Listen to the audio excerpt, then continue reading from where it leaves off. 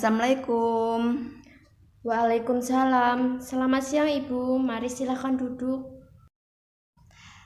Perkenalkan Ibu, nama saya Anissa. Saya ahli gizi yang bertugas hari ini. Dengan Ibu siapa dan adik siapa ya? Saya Ibu Tini dan adik Riko, Mbak. Ini dengan neneknya Riko ya Bu.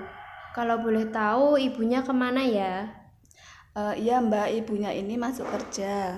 Oh, Ibu masih sehat bugar dan kelihatan agak muda ya. Lalu ibunya Riko bekerja apa ya Bu?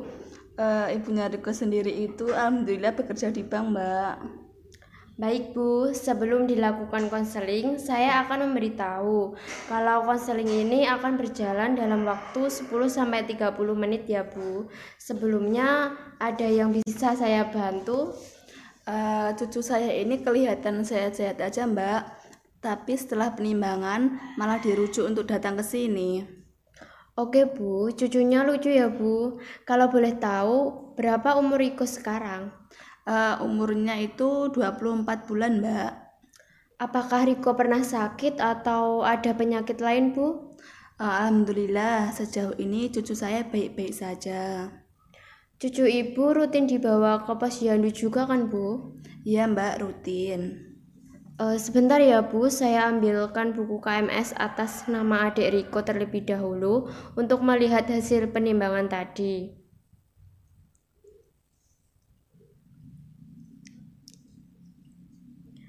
Baik Bu, di sini saya akan menjelaskan grafik pertumbuhan cucu Ibu.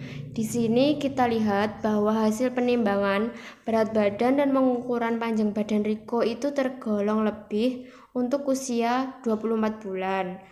Jadi cucu Ibu terlihat agak gemuk, tetapi di sini kita berharap dan melihat cucu Ibu itu berat dan panjang badannya berada di angka normal. Selain itu, anak yang berbadan gemuk juga belum tentu sehat. Seperti itu, Ibu. Oh, terus saya harus bagaimana ya, Mbak? Karena Riko tidak sakit, maka kita fokuskan pada asupan makan dan pola asuhnya. Apakah Ibu tidak keberatan atau berkenan jika saya mengajukan beberapa pertanyaan sehingga saya bisa mengetahui kenapa pertumbuhan cucu Ibu bisa lebih? Boleh, Mbak. Tadi Ibu menyampaikan kalau ibunya bekerja, jadi Riko ini sehari-hari diasuh oleh Ibu ya? Iya, saya yang mengasuhnya tiap hari, Mbak. Kalau boleh tahu asupan atau makanan sehari-hari Riko itu bagaimana ya Bu? Kalau ditinggal bekerja sama anak saya itu sering saya kasih roti dan biskuit yang manis, Mbak, karena anaknya itu suka banget. Baik Bu, lalu Riko juga minum susu kan Bu? Minum, Mbak, bisa habis banyak hampir 1 liter mungkin dalam seharinya. Susu apa itu Bu? Susu bubuk balita yang dibelikan ibunya di supermarket, Mbak. Bagaimana cara Ibu dalam menyajikan susu tersebut kepada Riko? Sekali membuat itu saya mengambil 5 sendok takar, kemudian diberi air sampai shot gelas penuh. Apakah juga ditambahkan gula Bu?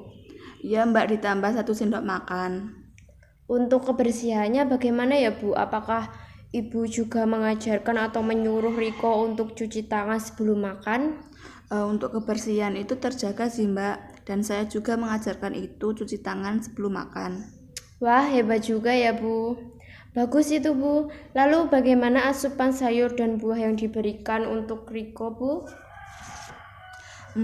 Sejauh ini masih susah untuk makan sayur dan buah, Mbak, jadi tidak saya berikan dulu. Kenapa begitu Bu? Padahal sayur dan buah juga penting loh Bu. Nggak mau makan, Mbak, kalau lihat sayur dan buah itu kalau dipaksakan nangis. Saya kan jadi kasihan, apalagi ditinggal kerja.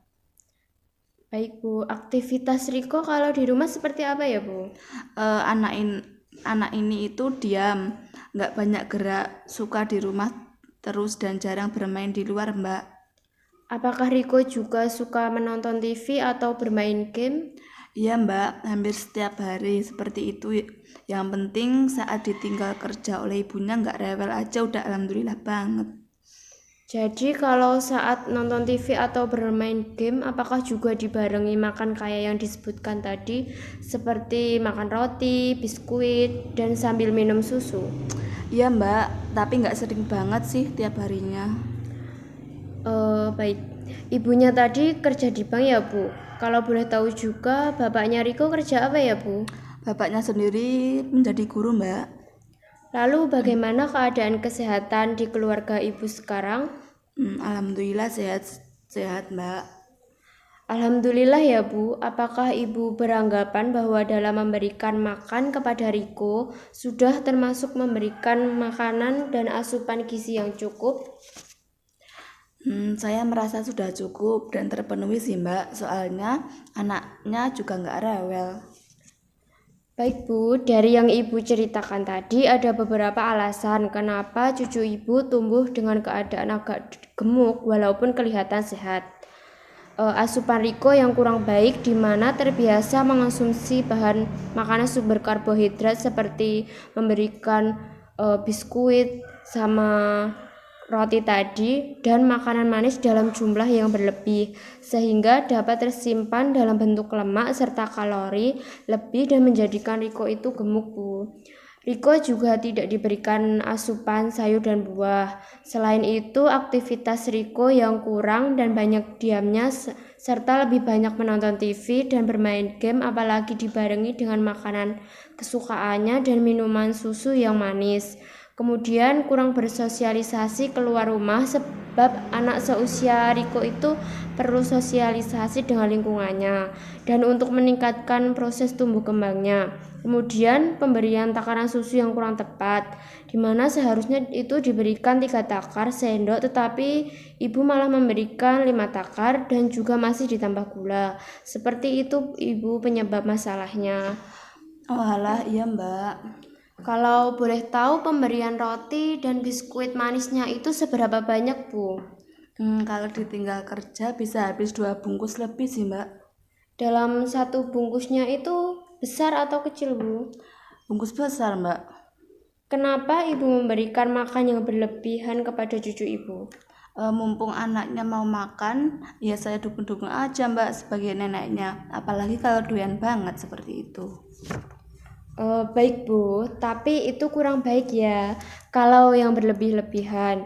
Jadi begini ya Bu, agar berat badan Riko bisa normal, tolong batasi makanan tinggi karbohidrat seperti kue yang ibu berikan kepada cucu ibu. Kalau tidak suka sayur dan buah, coba kenalkan satu persatu jenis sayur dan buah dan ganti jenisnya tiap 4 hari sekali. Kemudian dalam memberikan susu lebih baik jangan ditambahkan gula dan susu yang diberikan maksimal 500 ml atau setengah liter dalam sehari ya Bu. Kemudian hilangkan juga kebiasaan menonton TV dan bermain game saat makan dan minum. Lalu ajak cucu ibu untuk melakukan aktivitas fisik sesuai dengan umurnya setiap hari agar cucu ibu gerak dan ajak cucu ibu juga untuk bermain di luar rumah agar membantu untuk bersosialisasi dan agar tubuh kembangnya lebih baik. Jadi ibu bisa mengubah dan menerapkan hal-hal tersebut agar berat badan Riko normal kembali. Baik Mbak, semoga saya bisa melakukan apa yang sudah disarankan dan akan saya sampaikan juga kepada ibunya Riko Mbak. Iya Bu, sampai sini ibu sudah benar-benar paham kan? Paham Mbak? Baik, saya yakin ibu bisa melakukannya dan Riko dapat tumbuh dengan lebih baik dan mencapai berat badan normal. Jika ibu bisa melakukannya sesuai yang kita sepakati tadi, maka ada perubahan terhadap kesehatannya dan perubahan perilaku pada Riko.